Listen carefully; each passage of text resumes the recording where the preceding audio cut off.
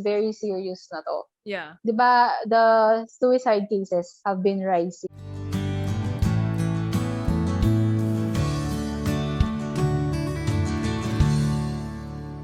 I have a suggested topic for us today. Okay, Kasi sige. 'di ba, last episode, we mentioned when people keep asking you about why you're still single, 'di ba? Some people don't take it very well and then it messes up with their mental health. Mm-hmm. So, I thought why not talk about mental health? How can we take care of our mental health?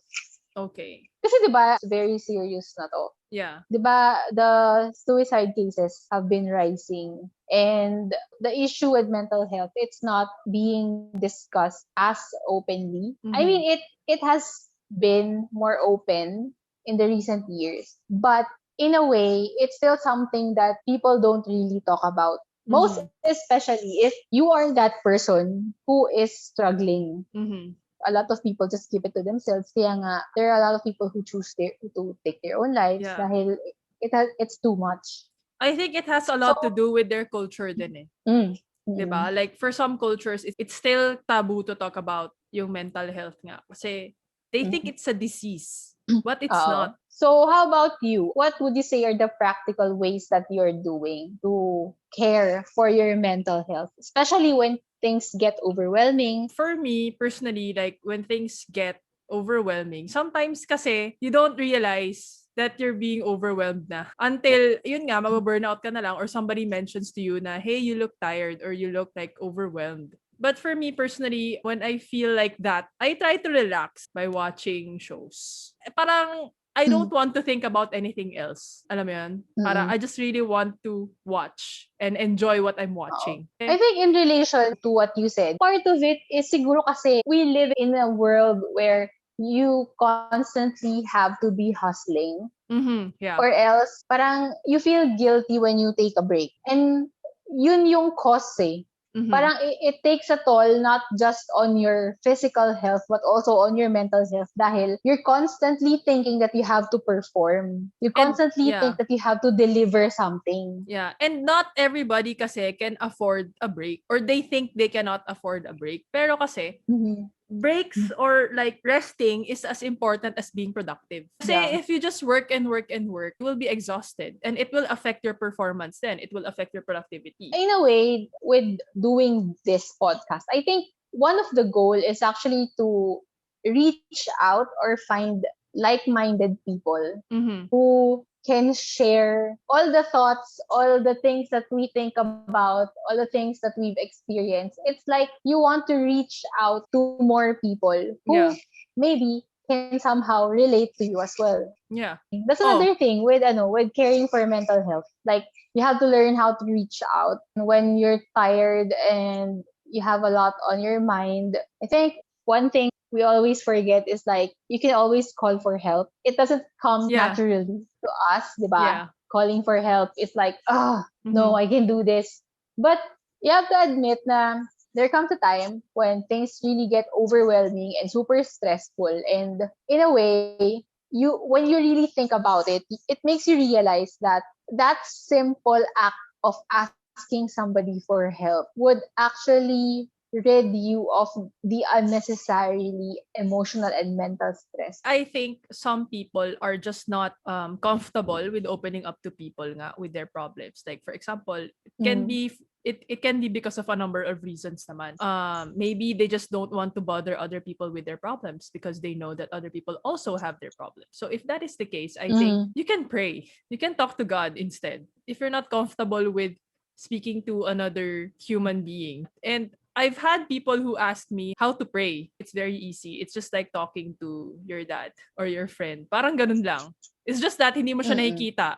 It's quite casual. I guess for those people who haven't really prayed, maybe they think that praying is something na should be very formal, very solemn. Mm-hmm, yeah. But in fact, it's something you can do while you're doing something else. Yeah, there is no right time or right place to pray. You just really need to have the right attitude when you pray. I guess another tip would be learning how to say no to everything that is toxic to you and then say yes to yourself. Yeah, if you feel that the situation is already toxic, or if the person is, already making you uncomfortable, or you don't really enjoy that Mhm. person's company na kasi he or she's being toxic na, it's probably time to cut them off. I'm not saying like Mm. permanently naman, but for the time being, kasi nga they're not helping with your mental health. You need to surround yourself with people who are hopeful, Mhm. people who are optimistic. Yeah. Everybody has their own burdens, diba, and Yeah. problems. But when you say kasi toxic people, they really suck the life out of you.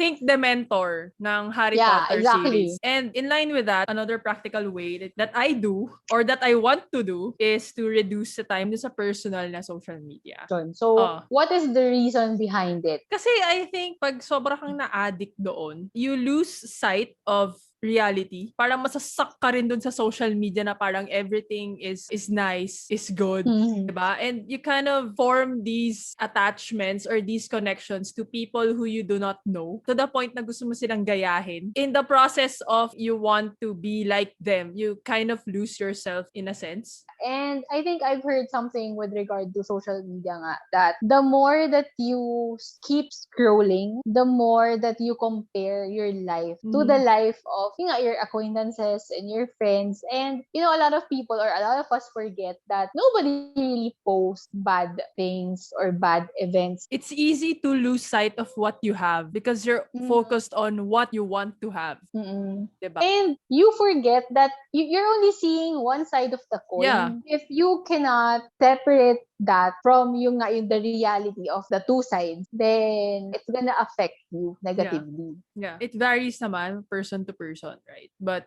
in general lang naman. I think another practical thing that I do is yung I read and then I write. And I think it's important to note that just because something works sa friend mo, it doesn't mean that it will work on you then. Yeah. Diba? Kasi people work differently and people cope differently. So, you really have to find something that you enjoy. Or try something you've always wanted to try but never had the time to before. When you said na you read, it just came to mind na, di ba kasi when you read, it takes you to whatever that material you're reading. Nalala ko si Belle. Di ba parang it's an escape? Yeah. Nakanta na ba ako? Yes, pasok. Parang it's a momentary escape from your reality, I would say. Just give your mind a break and just travel somewhere else for a while. Oo. At the same time, traveling. The real yun nga. traveling. Oo. Yeah. Oh, I think if you're tired with your current job and you want to quit, I guess you can assess kung pagod ka lang ba? Do you just need time off? Or is it really toxic na you don't want to continue? Kasi a lot of times, you're just tired. Yeah. Diba? You just need a change of scenery. That's the thing with traveling eh. You travel kahit na 3 days, 2 nights. Yeah. When you come back, you feel refreshed and everything that's weighing you down prior to yung trip mo. Yeah. Diba parang suddenly, they're not such big deals anymore. Yeah, but since we're currently in a pandemic and it's not safe to go out, we could settle You for... can read. Yeah, you can read. Or watch movies. Basta take your mind off of things. Your worries. Yung worries mo. Or eto, I do this every day. You exercise. It really helps boost your mood. Or even just like a simple walk somewhere. Oo. Hindi naman a breath malayo. of fresh air and sunshine. Pasok din yung yung naisip ko na parang you have to go back to your hobbies. Personally, parang ako, I realized na I kind of let go of my hobbies when I started working. Kasi in a way, you feel like you constantly have to be doing something that will contribute to your finances. Yeah. Mm-mm. So, parang the time you spend doing, yun nga, maybe using that time, things that you enjoy or things that help you relax, parang minsan you feel guilty about kailan ba naging masama ang relaxing and, diba, resting or having a downtime. Yeah, but before you can start taking care of other people, you have to take care of yourself first. So, parang magandang reminder din siya na it's not wrong to want to take a break and to actually take a break. And people shouldn't feel guilty about taking breaks kasi at the end of the day, it helps you talaga. Like you said, like it refreshes you, Yeah. 'di ba? You have to realize that taking a break is actually an investment. When something is stressing you out, you have to pause and think long term. Like, you have to think, a week from now, is this going to matter? Ah, yeah. Yeah. Diba? Or even just the next day, parang, then if it won't, then maybe there's no need to stress about it. I think that's the struggle with people who are reactive kasi. Parang ano ka, you live at the moment.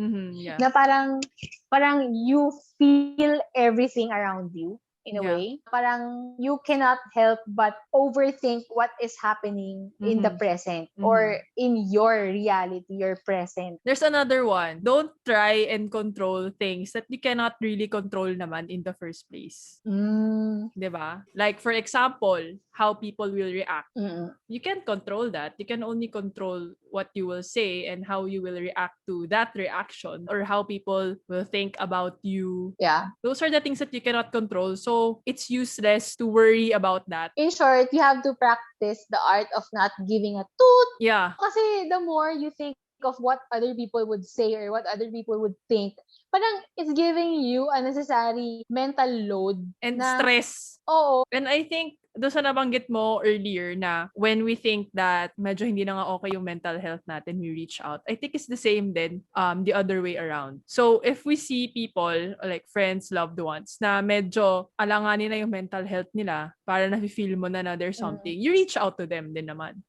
Dahil nga not everybody will speak share. up. And I think yung mga pagkahalata na they're not okay, wag mo nang tatanungin na are you okay? Kung ako yon, I would like the person to say na parang nandyan lang siya. Kasi the mere presence is enough eh. Nandito ako. Sabi ko nakakantahin mo eh. Pero totoo kasi it helps talaga na para you know that there's someone who is willing to listen to you nga and your worries. And you don't even have to talk. You have to be encouraging, but you Yeah. also have to acknowledge Yeah. The person's feelings. Yeah. Kasi Hindi if naman yung not, parang puro ka na lang bato ng puro Yeah. positive quotes. Yeah, and don't give unsolicited advice, I think. I think isa rin yun. Like, you need to learn how to read the situation. Oo, kasi di ba some people, they don't really need advice. They only Yeah. need somebody to listen to them. Yeah, oo, exactly. Ano yan? May experience ako na gano'n. Na I was told na, Oo. do you know why I kind of stopped sharing to you? Kasi parang every time daw na nag-share siya, he feels na dinidefend ko yung, for example na, you're talking about your mom. And then whenever this person tells me about it daw, he feels na dinidefend ko yung person na yun. When in fact, he just needed somebody na who will listen. And that's the first time that I've encountered that. Tumatak siya sa akin na parang, But okay. how did that make you feel? Initially, I was taken aback. Tapos after a while, I realized na it made sense. And I felt grateful na he told me that. Kasi it's not something na na-notice ko that I do. So sa simula pa lang, you need to ask, like, can I give you an advice? Or do you just need somebody to listen to you? Oo. I just felt the need to address this topic dahil I think we all need to remember that we're not alone in whatever problems maybe that we're facing, and there's always somebody who is willing to help out. Every time you are in a situation that you can do something for somebody, regardless of whether it's a stray cat, a dog, a person, di ba? If you are in the position to give any sort of help, do it. Yeah. Kasi you're not in it alone. Yun nga, you have to have that mentality na there are so many people in this world na all you need to do is actually to put it out there, to reach out. And then, true enough, there's still a lot of good people who are really willing to help.